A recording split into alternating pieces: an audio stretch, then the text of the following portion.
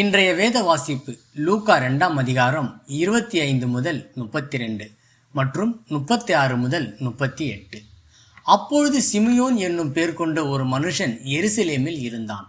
அவன் நீதியும் தேவ பக்தியும் உள்ளவனாயும் இஸ்ரவேலின் ஆறுதல் வர காத்திருக்கிறவனாயும் இருந்தான். அவன் மேல் பரிசுத்த ஆவி இருந்தார். கர்த்தருடைய கிறிஸ்துவை நீ காணும் முன்னே மரணமடைய மாட்டாய் என்று பரிசுத்த ஆவியினாலே அவனுக்கு அறிவிக்கப்பட்டும் இருந்து அவன் ஆவியின் ஏவுதலினால் தேவாலயத்திலே வந்திருந்தான். இயேசு என்னும் பிள்ளைக்காக நியாயப்பிரமாண முறையின்படி செய்வதற்கு தாய் தகப்பன்மார் அவரை உள்ளே கொண்டு வருகையில் அவன் அவரை தன் கையில் ஏந்தி கொண்டு தேவனை ஸ்தோத்தரித்து, ஆண்டவரே, உமது வார்த்தையின்படி உமது அடியேனை இப்பொழுது சமாதானத்தோடு போக விடுகிறீர்.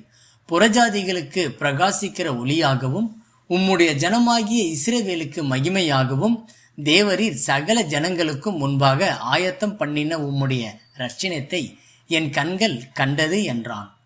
ஆசேருடைய கோத்திரத்தாலும் பானுவேலின் குமாரத்தியும் ஆகிய அன்னாள் என்னும் ஒரு தீர்க்கதரிசி இருந்தாள். அவள் கன்னி பிரயாசத்தில் விவாகமானது முதல் 7 வருஷம் புருஷனுடனே வாழ்ந்தவளும் அதிக வயது சென்றவளுமாய் இருந்தாள்.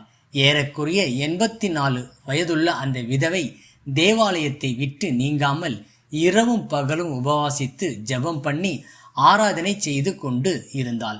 அவளும் அந்த நேரத்தில் வந்து நின்று கர்த்தரை புகழ்ந்து எருசலேமிலே மீட்பு உண்டாக காத்திருந்த யாவருக்கும் அவரை குறித்து பேசினாள். இன்றைய நற்செய்தி. கிறிஸ்துமஸிற்கு முந்தின ஒரு பரபரப்பான நாளில் மூதாட்டி ஒருவர் என் வீட்டின் அருகே உள்ள தபால் நிலையத்திற்கு வந்தார். அவருடைய மெதுவான அசைவை பொறுமையாக கவனித்த தபால் நிலையத்தின் எழுத்தர், வருக இளம் பெண்ணே என்றார். அவர் வார்த்தைகளில் இருந்த கனிவை கவனித்த அனைவரும் இளம் பெண்ணே என்று அவர் அழைத்தது பிடித்திருந்தது. வயது முறிந்தவர்கள் நமது நம்பிக்கையை ஊக்குவிப்பதை வேதத்தில் காணலாம். பிள்ளையாகிய இயேசுவை கர்த்தருக்கென்று ஒப்பு கொடுக்க மரியாளும் யோசேப்பும் ஆலயத்திற்கு வந்தனர். அங்கே திடீரென 2 முதியவர்கள் மையப்படுத்தப்படுகிறார்கள்.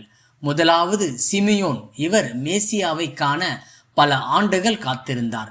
இவர் இயேசுவை கையில் ஏந்தி, ஆண்டவரே, உமது வார்த்தையின்படி உமது அடியேனை இப்பொழுது சமாதானத்தோடு போக விடுகிறீர். தேவரீர் சகல ஜனங்களுக்கும் முன்பாக ஆயத்தம் பண்ணின உம்முடைய இரட்சணத்தை என் கண்கள் கண்டது என்றார். பிறகு சிமியோன் மரியாளிடமும் யோசேப்பிடமும் பேசிக்கொண்டு இருக்கையில் அன்னாள் என்னும் மிகவும் வயதான தீர்க்கதரிசி அங்கே வருகிறாள். திருமணமாகி 7 ஆண்டுகளில் விதவையான இவள் தனது 84ஆம் வயது வரை தேவாலயத்தில் வாழ்ந்தவள். தேவாலயத்தை விட்டு நீங்காமல் இரவும் பகலும் உபவாசித்து ஜெபம் பண்ணி ஆராதனை செய்து கொண்டு இருந்தவள். இவள் இயேசுவை கண்டவுடன் தேவனை புகழ்ந்து எருசலேமிலே மீட்பு உண்டாக காத்திருந்த யாவருக்கும் அந்த பிள்ளையை குறித்து பேசினாள். நமக்கு எவ்வளவு வயதானாலும் பெரும் எதிர்பார்ப்புகளோடு தேவனுக்காக காத்திருப்பதை நிறுத்த வேண்டாம் என்று நம்பிக்கையான இவ்விருவ ஊழியக்காரர்களும் நமக்கு நினைப்பூட்டுகிறார்.